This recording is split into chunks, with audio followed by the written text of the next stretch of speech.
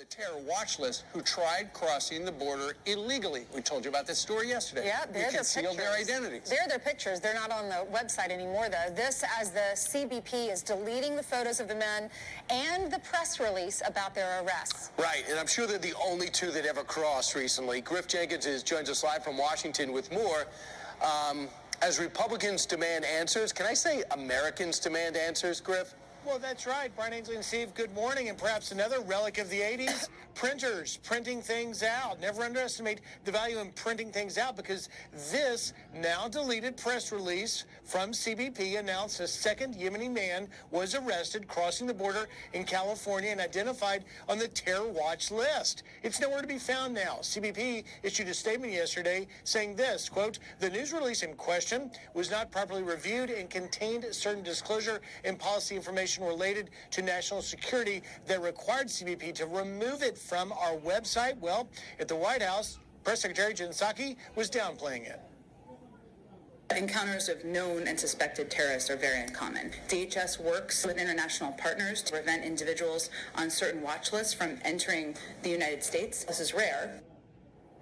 Now, all of this has prompted House Minority Leader Kevin McCarthy to send a letter to the FBI and CIA directors raising real concerns over terrorists crossing undetected. Meanwhile, shocking video reportedly shot by a Border Patrol agent shows a little boy east of Rio Grande City stranded, scared, and sobbing in the desert. ¿Ah? ¿Me puede ayudar? ¿Qué pasó? Es que yo venía con un grupo de personas y me dejaron botar y no sé dónde están. ¿No sabes dónde están? ¿Te dejaron solo? Pues claro, me dejaron botar. Now, that child is believed to be between 10 and 12 years old. He was taken to a nearby shelter. Meanwhile, DHS Secretary Mayorkas is reportedly considering restarting some wall construction, filling, quote, gaps in the current barrier.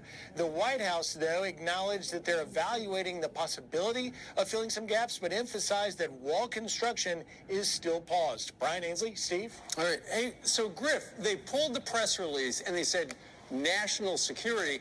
Really, the administration was just embarrassed because they now have instituted this news blackout because they can't have people saying, oh, maybe the Republicans were right about the terror threat.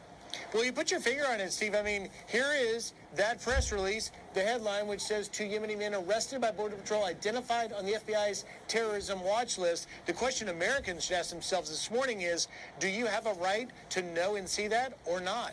The CBP currently says the answer is no. News blackout. Great. Well, thanks so much, Griff.